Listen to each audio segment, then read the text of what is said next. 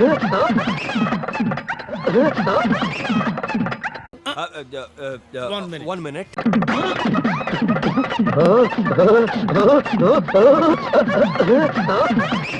Chandrababu సర్కారుకు ultimatum జారీ చేశారు YS Jagan.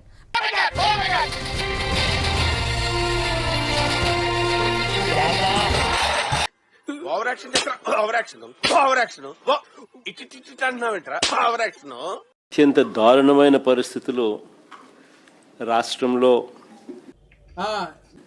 రైతులైనా సరే ఆక్వా రైతులైనా సరే ఎదుర్కొంటా ఉన్న ప్రత్యేకమైన పరిస్థితులు ఈరోజు రాష్ట్రంలో మనం చూస్తా ఉన్నాం. వినటానికి విల్లింగ్ గా ఉంటే శ్రీకృష్ణుడు భగవద్గీతలో అర్జునుడికి ఇంత చెప్పాడు.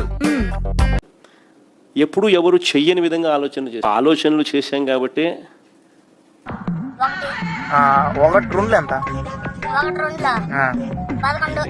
నమస్కారం అండి. ఎందుకు మాస్టర్ మాటమాటిక్ అడుగుతారు? రాష్ట్రంలో ఎప్పుడు చూడని మార్పులు కూడా చోటు చేసుకున్నాయి. ఏమిటండి మీరు మాట్లాడేది? అడుగులు ముందుకు వేస్తూ వీళ్ళంతా కూడా సిండికేట్ ఫామ్ అయ్యి వీళ్ళంతా కూడా 3 సార్లు పెంచితే 3 సార్లు ఉపసంహరించుకునేట్లు చేసాం. అలాగా? ఎంత శుభవార్త చెప్పావు బాబు. ఉండు, నీకు కలర్ సోడా కొట్టిస్తాను. వద్దునా? విజయ్ గారి డ్రెస్సింగ్ చూస్తే జగనన్న గారి లాగే కాకి ప్యాంటు కాకి షర్ట్. సో ప్రతిదీ కూడా మీరు చూస్తే విజయ్ జగన్ గారిని ఫాలో అయ్యారనేది స్పష్టంగా తెలుస్తుంది. విజయ్ ని ముఖ్యమంత్రిగా కావాలని కోరుకున్నారు అంటే జగన్ గారిని కూడా వాళ్ళు ఆశీర్వదించినట్టే లెక్క. సార్, తమిళనాడు ఎన్నికల్లో మన విజయ్ మీ ఫోటో పెట్టుకుని ప్రచారం చేశారు. ఆ ప్రచారం కూడా బాగా కలిసి వచ్చింది. ఇప్పుడు ఎక్కడ కొట్టాలరా నిన్ను? అంటే అది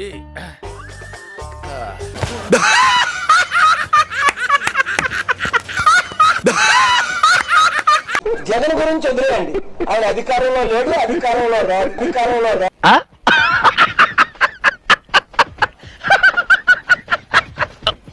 జగన్ కు సీఎం పదవి ఇవ్వడం అంటే దాని అర్థం అరడజన్ దొంగలు గజ దొంగలుగా దోచుకోవడం, పంచుకోవడం, తినడం. ఇదేవాడండి బాబు, ఆయన అన్నే అదమని చెప్పేసుకుంటున్నాడు. ఆయన గురించి ఆయన తెలిసినంత మనకు తెలియదు కదండి. కొంచెం ఓపిక పట్టండి.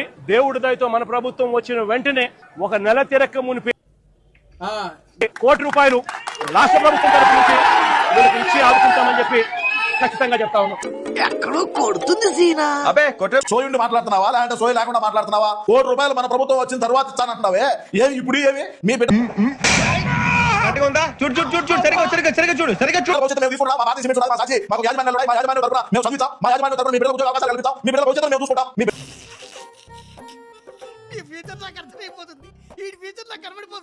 బిడ్డల భవిష్యత్తుని మేము చూసుకుంటామని చెప్పి ఏమైతుంది? రేపు గవర్నమెంట్ వచ్చిన తర్వాత ఆ రోజే ₹1 లెక్క ఉంటుందా? ఈ రోజు లేదంటే అది అదే వైజాగ్ ని కేంద్రంగా మార్చుకొని గంజాయి అక్రమ రవాణా చేసిన డబ్బులు ఉన్నాయి కదా, కల్తీ మద్యం ద్వారా సంపాదించిన డబ్బులు ఉన్నాయి కదా. అదే వ్యక్తిత్వాలు మార్చుకుంటారా అంటే అబ్బే మేము మారం ఇలాగే ఉంటామంటే ఎవరికి నష్టం?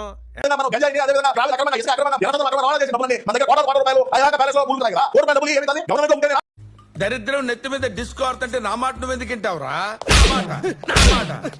ఎల్జీ పాలిమర్స్ లో అప్పట్లో కూడా ఒక దుర్ఘటన జరిగి 14 మంది అప్పట్లో చనిపోయిన ఘటన జరిగితే రాష్ట్ర ప్రభుత్వం ఎలా స్పందించింది?